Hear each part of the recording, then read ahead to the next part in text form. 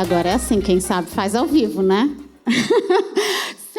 sem muita coordenação, pessoal. Eu fui anotando aqui algumas coisas, né? Alguns de nós tivemos a oportunidade de conversar um pouquinho antes, mas eu tive a oportunidade e o prazer de poder escutá-los todos. Vim voando de Congonhas para cá. Cheguei bem na hora de pegar todos. E o que eu ia propor, eu dividi aqui para a gente fazer 2 rodadas. Né? A primeira falando um pouquinho das vantagens, das contribuições, do potencial impacto positivo que essas novas metodologias, a inteligência artificial pode trazer para essa área de educação. E, num segundo momento, para a gente encerrar também, sempre legal, né, falar de lessons learned, se a gente já tem o suficiente para ter lessons learned e pontos de atenção aí também nessa jornada. Né, a gente ouviu, né, vários de vocês, eu acho que até o Estevam já tinha comentado no nosso call, que o CEO da NVIDIA, né, veio falar que, né, todas as competências que a gente está desenvolvendo hoje, como, por exemplo, CODADS, né, programar, acho que foi o Gustavo também que trouxe, né, isso não vai mais ser necessário, porque a gente vai conduzir todas essas ferramentas através da conversa. Então, a conversa, né, o comando, a capacidade de ter clareza de comando vai se tornar cada vez mais relevante, né, e as outras competências cada vez mais direcionadas por isso. Né? A gente está vendo aí essa revolução agora, né, passando para os vídeos. Né? Então, os designers, editoração de vídeo, etc. Eu estou super empolgada para experimentar uma ferramenta que eu descobri, eu estou reformando a minha casa, né, que tu vai dizer assim para a AI, me dá uma sugestão, né, de design de interiores para a minha sala. Não, eu quero mais minimalista, eu quero tons mais claros, mais escuros. Né? Então, várias dessas competências vão estar sendo desenvolvidas através da conversa.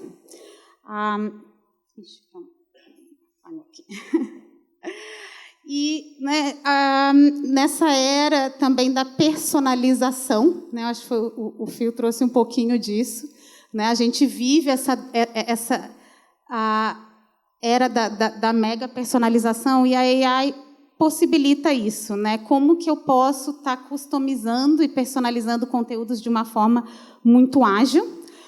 Como que a gente pode, né, estar potencializando isso, mas também não automatizando formas ruins de comunicação e aprendizagem, né? Então, incorporando um pouquinho desse ponto que o Daniel trouxe também.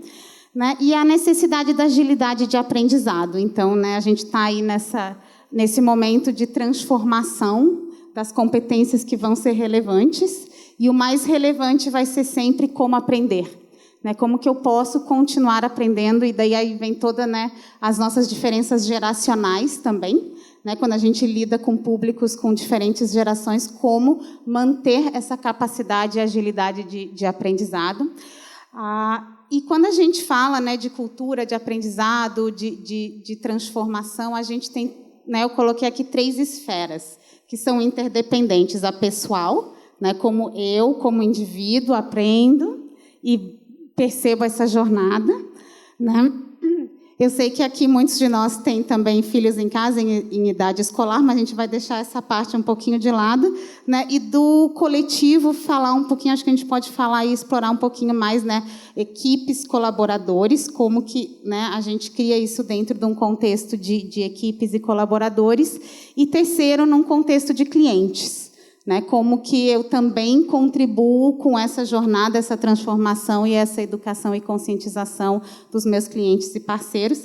E aí eu pensei em dar de cada um dessas 3 esferas para vocês comentarem. Se ok com vocês, né, pedir para o Daniel comentar um pouquinho da esfera individual, como eu, né, mantenho essa agilidade de aprendizado. Para o Daniel, como que eu levo isso, né, para a minha empresa, para a minha equipe, e para o Phil daí comentar como que eu posso levar isso também e potencializar isso com clientes e parceiros. Pode ser? Claro. Você que manda. Né?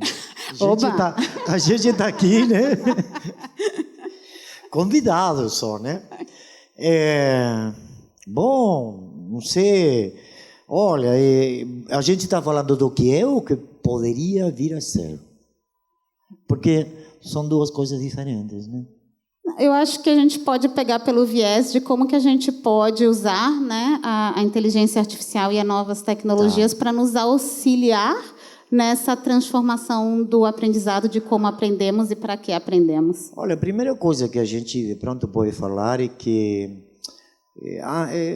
os métodos atuais foram criados antes da sociedade da informação. Ou seja, a informação era um privilégio das universidades, dos professores e tal, e então eles transmitiam essa informação aos seus alunos.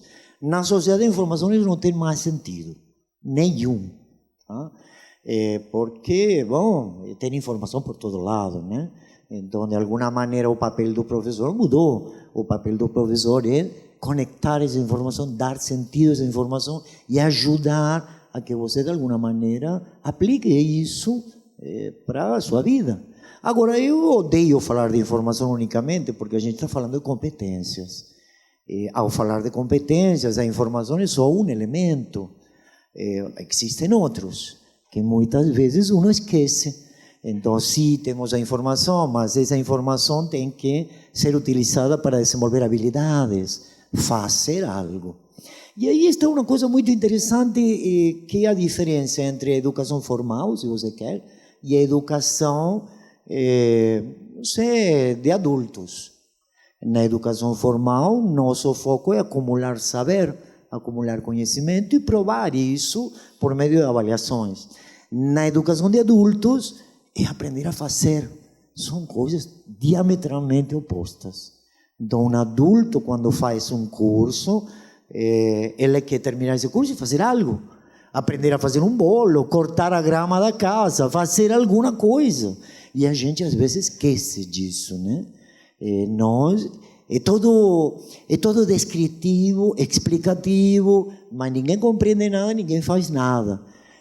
Eu acho que a inteligência artificial pode nos ajudar-nos a ser aprendizes do futuro, como a Blip fala, infinite learner, né?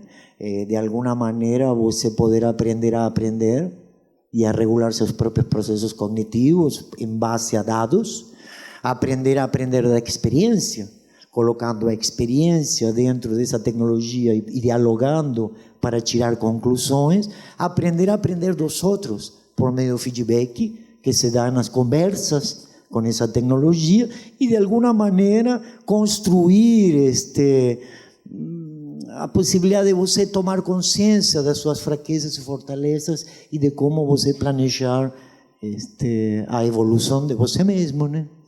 Eu acho que é um pouco isso.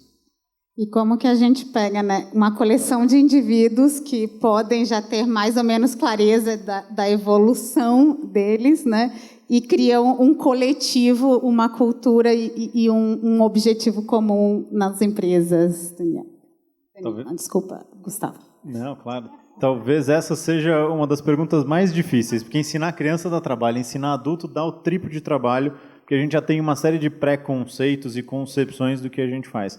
Sendo uma empresa de educação, uma das coisas que o Daniel estava falando que me chama muita atenção é o seguinte: a gente sempre escuta do cliente tá, legal, aprendi tudo isso, mas como é que eu faço alguma coisa? Então, ensinar adulto tem um pouco desse desafio da praticidade, de trazer um pouco. A gente é muito imediatista e a gente vem ficando cada vez mais imediatista de fiz algo, quero um resultado, fiz algo, quero um resultado. Então, quando a gente fala de uma transformação cultural, quando eu quero colocar alguma coisa nova dentro de uma companhia, a gente brinca que tem a técnica sanduíche. Eu preciso começar por cima, por uma transformação da liderança. Eu preciso transformar o CEO, eu preciso transformar o presidente do conselho. Essas pessoas precisam pensar diferente para que o time que está embaixo olhe para cima e entenda que não é um discurso vazio. Então, essa é uma das primeiras coisas que a gente acredita e a gente vem experimentando muito, que é: eu não consigo fazer nenhuma transformação numa organização ou num grupo de adultos se eles não têm um líder que eles se espelham e que eles acreditam que o que está sendo dito é algo que está sendo executado.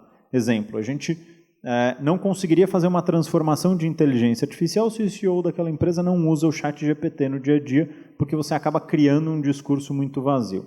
Então, o primeiro passo é começar por cima. O segundo passo é você habilitar e criar um ambiente onde as pessoas consigam ter autonomia e que você consiga cobrar responsabilidade ao mesmo tempo, porque autonomia sem responsabilidade vira uma bagunça, e aí você não tem gestão, mas que o time inteiro consiga experimentar pequenas coisas e consiga sentir resultados reais no dia a dia.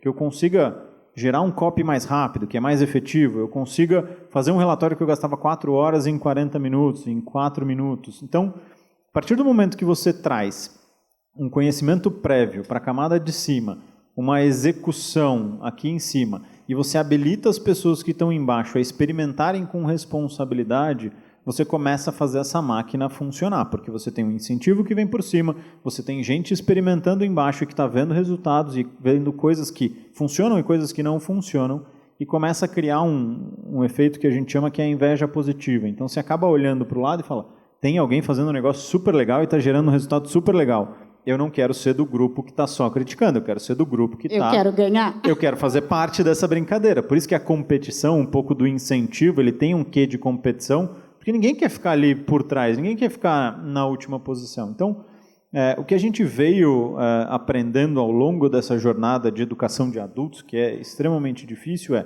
se eu quero transformar uma companhia, uma organização, eu preciso começar por cima, dando transformação de mindset, eu preciso habilitar a responsabilidade com autonomia e eu preciso criar esse ambiente razoavelmente competitivo, saudável, mas competitivo, para que as pessoas olhem para o lado e falem, opa, eu não quero ficar para trás, então eu vou correr atrás desse conhecimento. Super bacana, eu adoro isso, né, da recompensa imediata, e isso é o que faz a gamificação, na verdade, funcionar.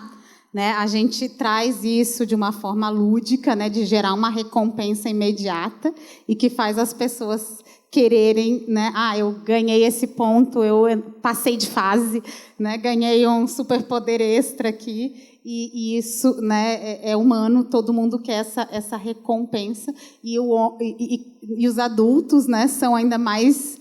As crianças também são imediatistas, mas no adulto isso é mais visível, né, eles têm mais clareza disso.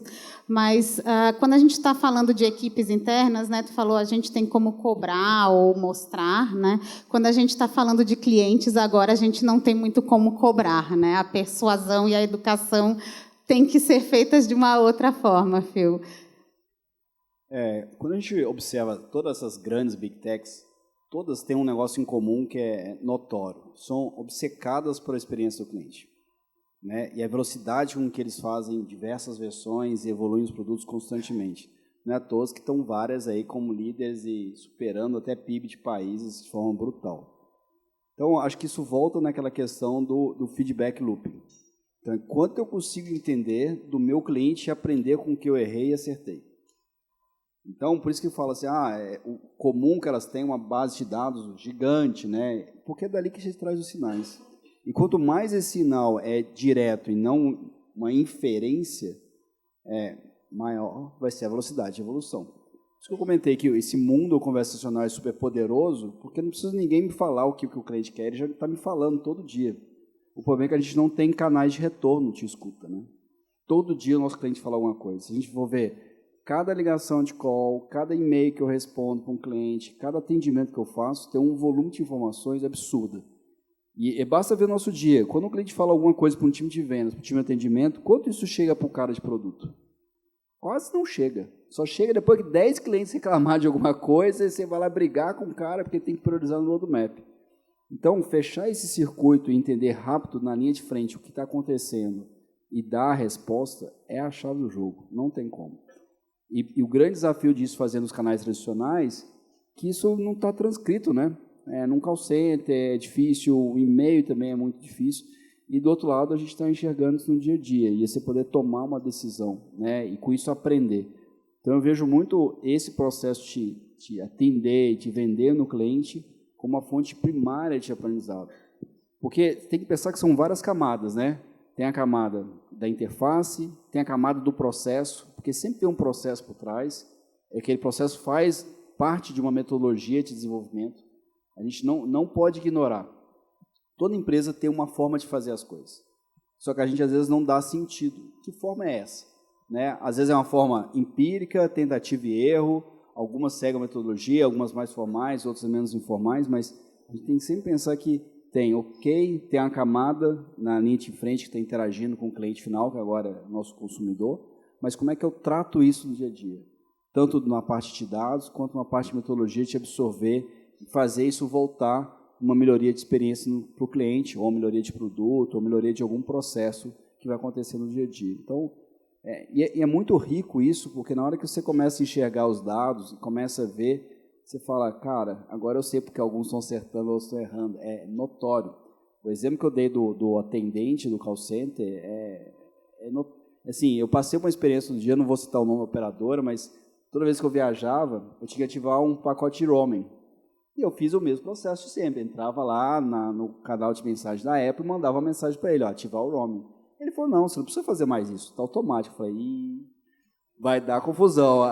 Aí, tá tudo bem. Aí eu falei, não tá. Aí eu esperei, deu um tempo, fiz de novo, caiu um outro atendente. Não, tem que ativar, mas fica tranquilo, eu já ativei. Eu falei, ixi, eu estava na dúvida, agora aconteceu. Liguei para o call center, o cara falou, não, ninguém ativou nada. Eu falei, então, por favor, ative. Quando aconteceu, cheguei nos Estados Unidos, o que aconteceu? Não estava ativado. Ele falou, não, você não ativou. Eu falei, caramba, então olha quanto de erro que foi nesse processo de ligação internacional. E, com certeza, a marca do outro lado não estava pegando isso, e não ia pegar. Porque se ela soubesse, custou muito mais caro ela me atender em tudo isso do que ativar o pacote lá, que custava algumas dezenas de reais. Então, acho que essa é saber escutar. Acho que o grande ponto está na escuta e na ação rápida, né, com base no contexto. Saber dar o comando, mas também saber escutar, né? Isso é a comunicação, onde fala educação e comunicação, o aprender a escutar e o aprender a reagir também são grandes partes do processo, e eu acho que já isso abre, né, os nossos pontos de atenção aqui, então, para finalizar aqui um pensamento de saideira aqui de todo mundo, né? A gente falando um pouquinho, eu acho que o Daniel trouxe a falta de atrito, eu acho que resume um pouquinho, né, também quando a gente facilita demais, quando a gente personaliza demais, né? Isso dentro da educação também tem dois lados, né?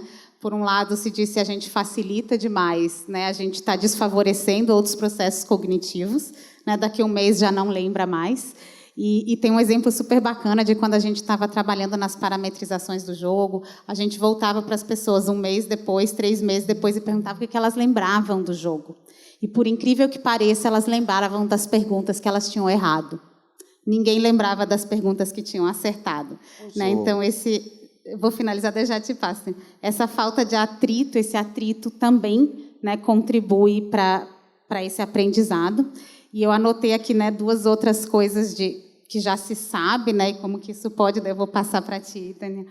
Né, a gente sabe que também tem esse viés e essa discriminação algorítmica, né, que a AI está aprendendo com o nosso viés também, né, e essa dependência, né, se eu dependo disso, eu também não aprendo.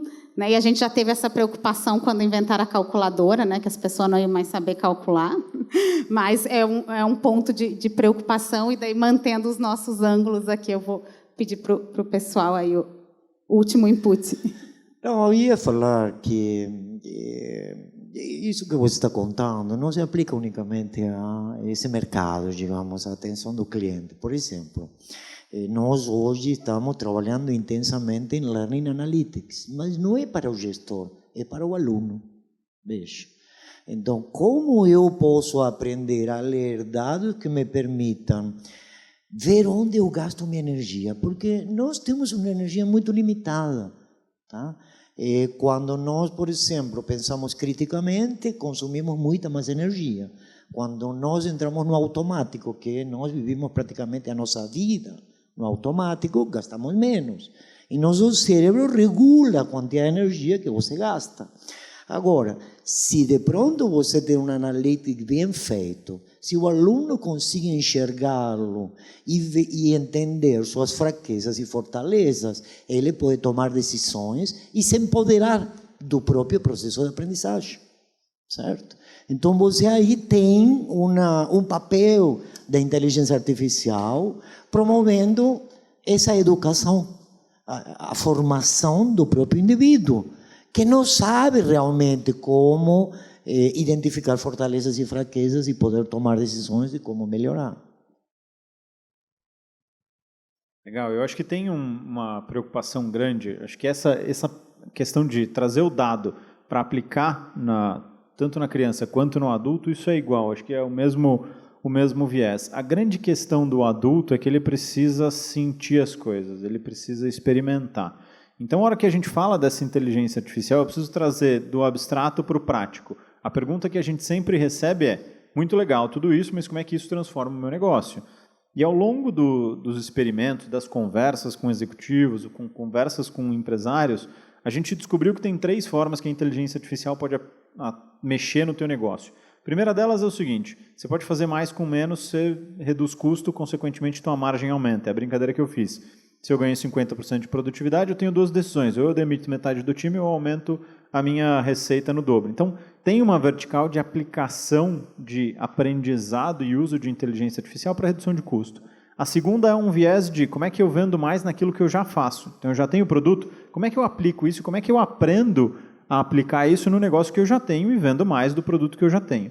E o terceiro é, como é que eu gero novas linhas de negócio? Como é que eu penso e como é que eu aprendo essas novas tecnologias para criar um produto novo, para criar um serviço novo, para criar um negócio que talvez seja diferente daquilo que eu estou fazendo e para criar talvez a minha próxima onda de perpetuidade no mercado. O que eu vendo hoje, o que eu fiz hoje, talvez não é o que vai me dar dinheiro daqui para frente. Então eu preciso sempre criar essa próxima fase do meu jogo, né? Essa próxima fase da minha companhia. Então, as empresas e os executivos e os colaboradores que entenderem esses três baldes que a gente chama e aprenderem ou experimentarem o uso de tecnologia e inteligência artificial para fomentar os 3, provavelmente vão construir negócios que são cada vez mais duradouros, que a gente brinca que é um negócio infinito. Se eu executar esse ciclo de forma contínua, muito provavelmente eu vou sobreviver por muito mais tempo do que quem achou que deu tudo certo até agora, deixa eu só continuar, porque isso vai funcionar, o mercado vai mudar, o mundo vai mudar, o cliente vai mudar.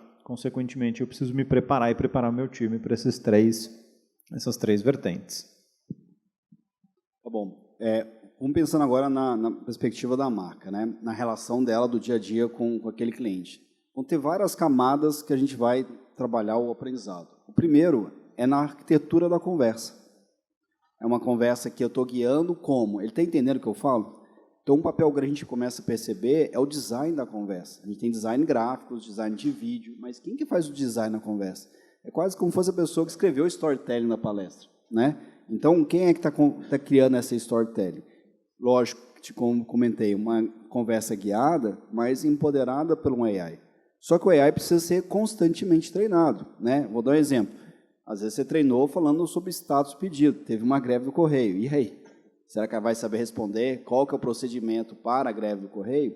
Provavelmente na primeira versão não, mas você vai entender os dados e você vai voltar a melhorar. Um outro lado interessante é o processo por trás que tem.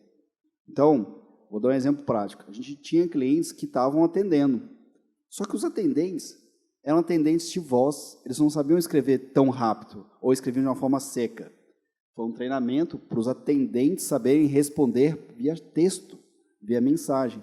Só que eles perceberam que eles trabalhavam com uma tela só.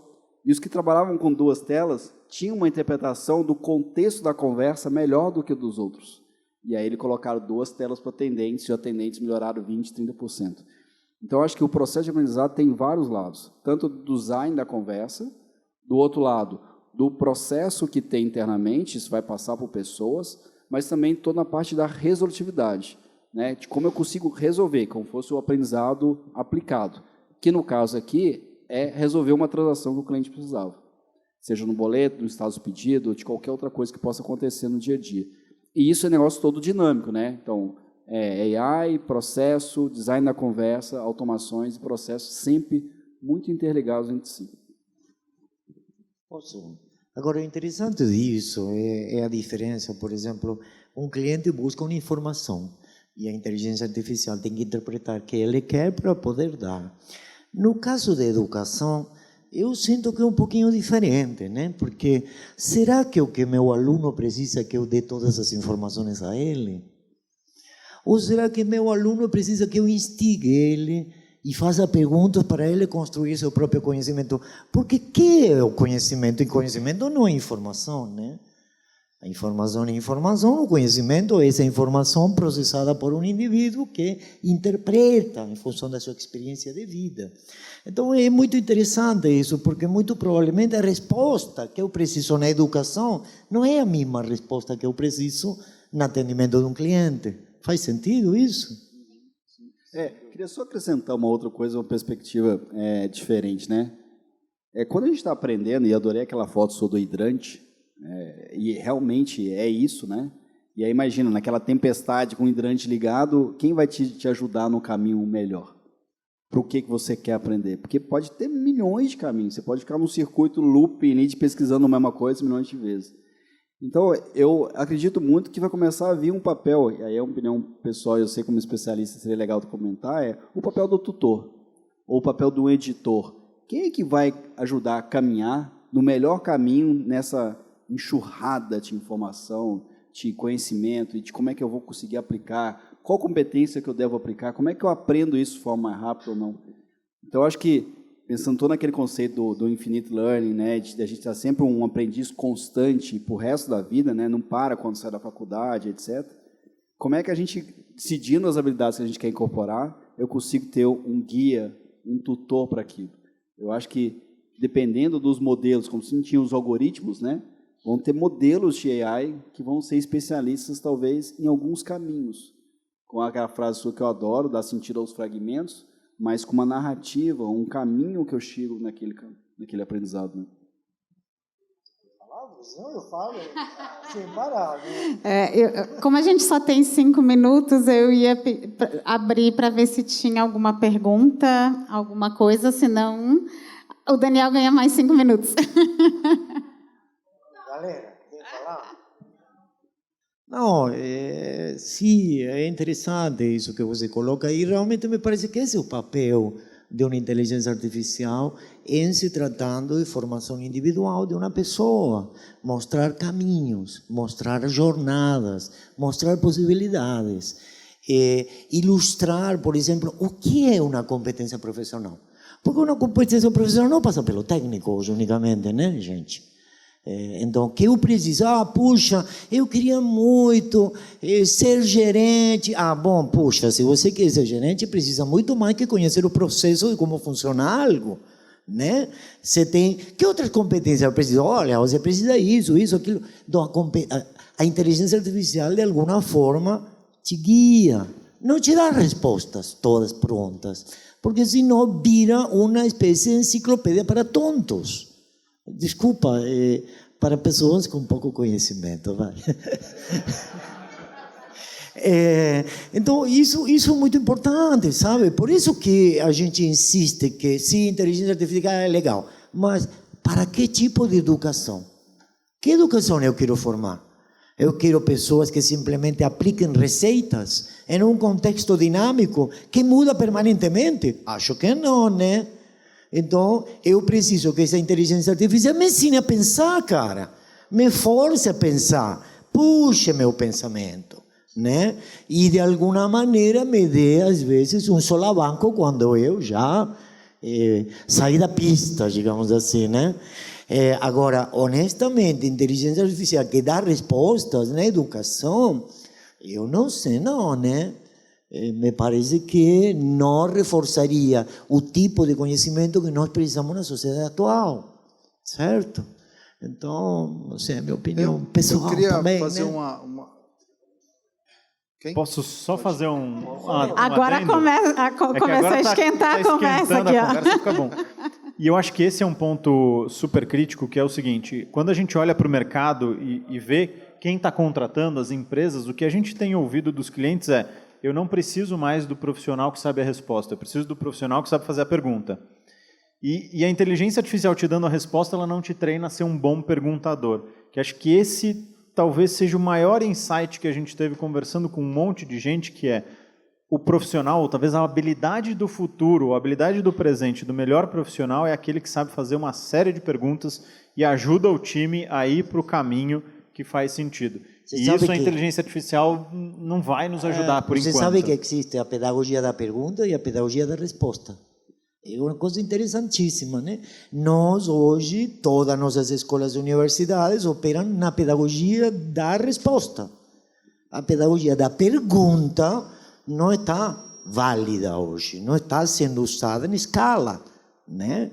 Porque também temos muito pouco tempo para aprender muita coisa, né? Então, mas é muito interessante essa perspectiva que estamos discutindo, porque há muita gente mesmo que pega a inteligência artificial para facilitar a sua vida.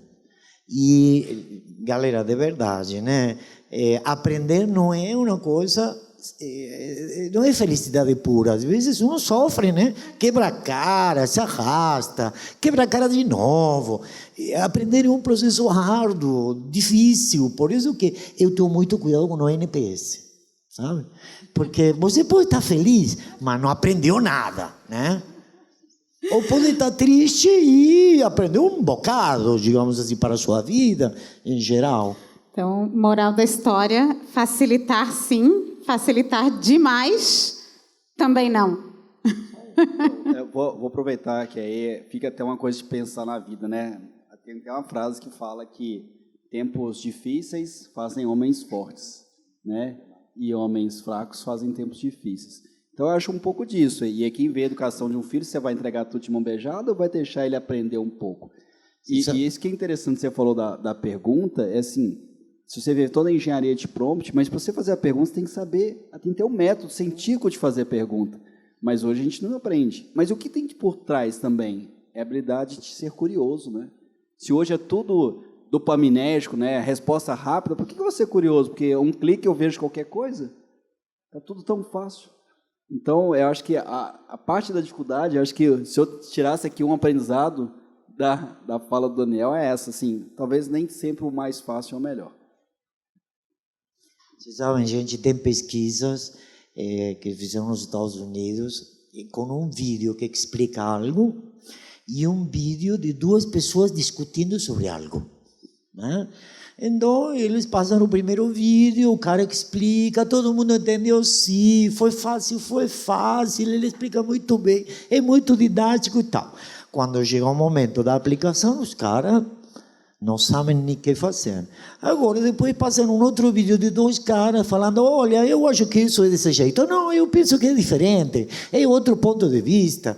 E aí a coisa, fazem a entrevista, fazem a avaliação, e aí como foi? E acho bem difícil de entender, né? Mas quando chega o momento da aplicação, os caras se saem muito melhor, porque geraram atrito. Sem atrito, não tem aprendizado, gente. Posso fazer uma pergunta? Posso falar um pouquinho antes? Eu adoro falar, então. Uma das coisas. Eu vou ficar de pé, eu não vou sentar, mas já que você me convidou no palco, eu vou ficar aqui do lado do filme. Tem uma frase que eu adoro usar, e já usei com vários, e que tem tudo a ver, por isso que eu vou falar a frase, que é fantástica. A Alice no País das Maravilhas, ela chega numa encruzilhada e está o gato em cima da árvore, ela pergunta onde é que vai o caminho, né? Aí o gato pergunta para ela, para onde você quer ir? Ela falou, não sei. Falou, então qualquer caminho para você serve. É a pergunta. Eu tive sorte de ter filhos mais velhos, meus filhos são pequenos, então esse negócio do engenharia de prompt é isso, aprender a perguntar. Mas, e vocês falaram, fragmentos, né? Quando a gente tem contexto, a gente consegue montar o quebra-cabeça. E aí a pergunta que eu quero provocar vocês, porque eu não tenho a resposta, o contexto, cada um tem uma experiência de vida, então ele adquire um contexto, cada um... Como que a gente poderia, não sei, aí eu estou já indo para a loucura, né? Apressar essa contextualização para alguém, porque uma criança ela tem uma visão de mundo limitada no contexto dela, ela vai crescendo, a gente vai ficando mais velho, a gente aprende coisas, esquece outras, mas tem alguma maneira de pegar e, bom, vamos prover contexto para ela conseguir fazer perguntas mais inteligentes ou mais informadas, vamos dizer assim. Eu posso te falar que essa é a pergunta, sabe como chamava Piaget essa pergunta? A pergunta dos americanos. Porque ele elaborou toda a teoria dos estágios, né, desenvolvimento das crianças. Tá? Ele chegava nos Estados Unidos, os americanos perguntavam, mas como você pode acelerar isso, gente? Não tem como acelerar esses processos, porque são processos madurativos. Você está amadurecendo, digamos assim. Essa é uma parte digamos assim, que tem a ver com isso de acelerar. Em relação à outra parte, gente, é muito interessante isso, né? Porque isso depende de como você usa esse negócio. Vamos lá. Vocês sabem que na educação nós estávamos com uma metodologia condutivista que chamávamos de caixa preta. Estímulo, resposta. O que acontece no meio? Não sei. Como a pessoa aprende? Não sei. Como esse cara é diferente daquele também? Não sei. Né? Precisamos um padrão. Quando chega o cognitivismo, se inventa a caixa translúcida. Começamos a enxergar dentro dessa caixa. Você sabe que a inteligência artificial é um pouco isso também. Se eu pergunto de forma errada, ela me dá uma resposta e eu não sei que critérios ela tomou para me dar a resposta. Agora, se eu pergunto da forma certa, ela me vai trazer pontos de vista. E então aí abre essa caixa e me abre a possibilidade de eu escolher um ponto de vista. Porque a diferença entre uma resposta na qual eu não sei como ela elaborou e uma resposta na qual ela me apresenta alternativas, me parece muito mais interessante a segunda opção. Posso trazer uma outra perspectiva? Então, se a gente for observar todo o processo de manufatura, né, foi quebrado em etapas pequenas, porque a especialidade trazia produtividade. Só que o que aconteceu no meio do caminho? Perdeu-se a visão do sistema. Eu acho que parte disso, de ter o contexto, é voltar a ter uma visão de entender o sistema. Porque aí é a questão do generalista e especialista, né? Então, hoje eu vou no médico do dedinho do pé direito, do homem, nem da mulher. Então, assim, foi muito. E aí você não consegue saber, o cara está com dor de cabeça. Não, o problema é do pé. Então, estou brincando nesse exemplo, mas eu acho que está perdendo a visão do contexto. Né? E acho que a gente tem que voltar a dar um passo atrás, como é que eu entendo como é que o contexto funciona, não só como sistema, mas em como esse sistema interage com o externo. Né? E aí volta toda a parte de, talvez, de engenharia básica, de sistemas biológicos e tudo mais, para começar a entender um pouco mais o que está por trás. Se a Fabi deixar eu roubar uma, que eu quero fazer uma pergunta, e pegando a coisa da aceleração, né? Porque você usando rede, grafos, e a gente sabe que a rede ela não aumenta a eficiência dela linearmente, é exponencial. Cada nó que você coloca, você potencializa ela de maneira exponencial. E aí, o Gustavo pegou e falou, não, eu perguntei para ele para provocar, né? Porque a ideia aqui é isso aqui, a gente provocar e sair com ideia. Como é que a gente entra nisso aí? O que ele falou é usar. E é exatamente o que eu faço. Você já tem conta no GPT? Não, não tem, então faz, né? Para ganhar o contexto e para entender o básico, o que é um LLM, né? Porque não é, não é do outro mundo, mas por que é importante na tua cabeça, que eu já entendi que é muito importante, na minha também se você pudesse explorar um pouquinho isso aí, que eu acho que tem a ver com a pergunta do contexto. O porquê aprender o fundamento? Legal. Eu acho que uma das coisas que talvez a gente como ser humano tenha de maior habilidade, além da comunicação, que eu acho que é uma das coisas que nos diferencia do resto, é a habilidade de, eu entendendo quais são os blocos fundamentais das coisas, eu consigo criar coisas novas. Eu faço sempre a analogia de, se você pegar uma caixa de Lego, ela é um monte de bloquinhos. Aonde que está o nosso poder? Eu imagino o que eu posso fazer com aqueles bloquinhos a partir do momento que eu entendo que se eu conectar dois, eles começam a montar uma estrutura. Só que se eu não sei que aquele negócio se conecta, eu jamais vou montar uma torre Eiffel de Lego. Então, quando você aprende o fundamento e para que cada bloco serve, então se eu tenho um bloquinho com 6, talvez ele seja a base. Se eu tenho um bloquinho com 4, talvez ele seja a ponta.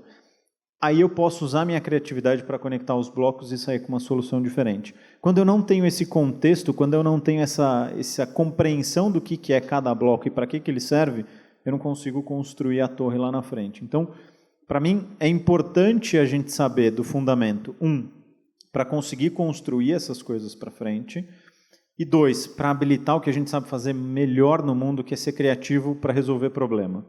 Aonde nascem as inovações? Quando alguém pega algo que já existe, ou 1, 2, 3 ou 4 coisas que já existem, e conecta de formas diferentes para chegar num resultado diferente. Então, da onde que sai a visão computacional? Quando algum maluco olhou para um neurônio biológico e falou, cara, e se eu montar isso num circuito?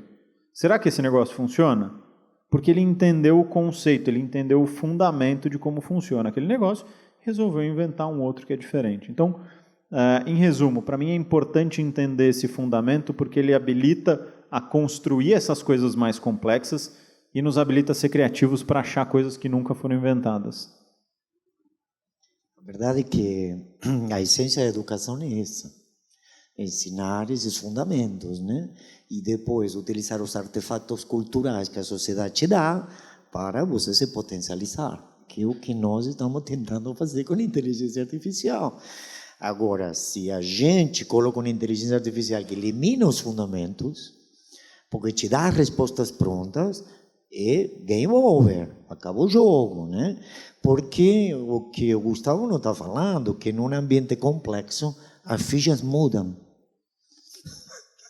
Então, ontem eu podia encaixar aqui, amanhã não, porque a ficha mudou, ela se revela, ela se transforma, ela muda. Então, você precisa conhecer fundamento pra caramba para acompanhar essa dinâmica, né? Gente, e nesse mundo líquido, né, onde tudo se transforma todos os dias, eu acho que a intenção de hoje aqui era trazer um pouquinho desses blocos novos, alguns já mais quadrados, outros um pouco mais fluidos, né, e que com esses pedacinhos, esses bloquinhos de hoje, vocês também consigam visualizar e imaginar, construir algo diferente do que vocês construiriam ontem, né? Então, não sei se mais alguém quer adicionar sábias palavras e alguma coisa extra, senão encerramos por hoje para ir desfrutar. Aí vocês complementam aí. Vamos ter um happy hour, né, para a turma, mas antes, pessoal, queremos agradecer e uma salva de palmas aqui para os nossos convidados.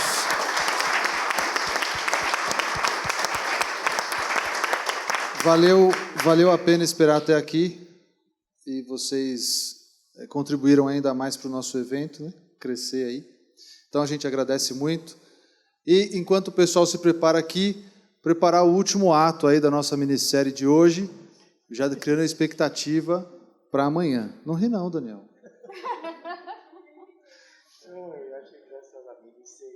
É a minissérie de 20 atos. Agora a gente vai ver o último ato de hoje, para daí já preparar a gente para armazenar o que a gente viu hoje e para se preparar para amanhã, certo?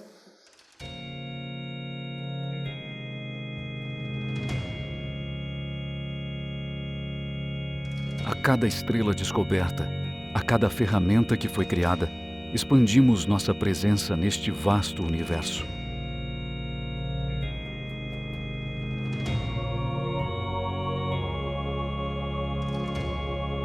A verdadeira magia está na criatividade humana, em nosso ímpeto de explorar além dos limites. Meu tempo está se esgotando, mas sei que a busca pelo conhecimento continuará. Cada geração, com sua chama de curiosidade, iluminará novos caminhos, descobrindo mundos além daqueles que pude ver ou mesmo sonhar. O legado da descoberta é eterno.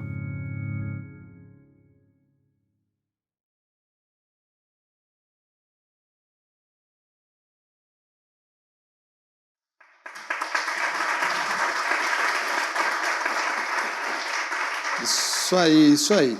Para a gente não resumir o dia todo de atividades, né?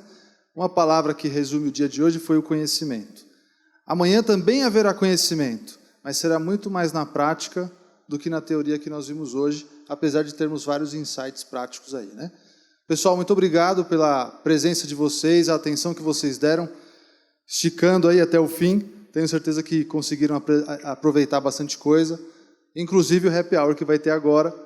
E amanhã, não abusem, para amanhã estar cedo aqui para a gente aproveitar mais um dia de atividades. Obrigado.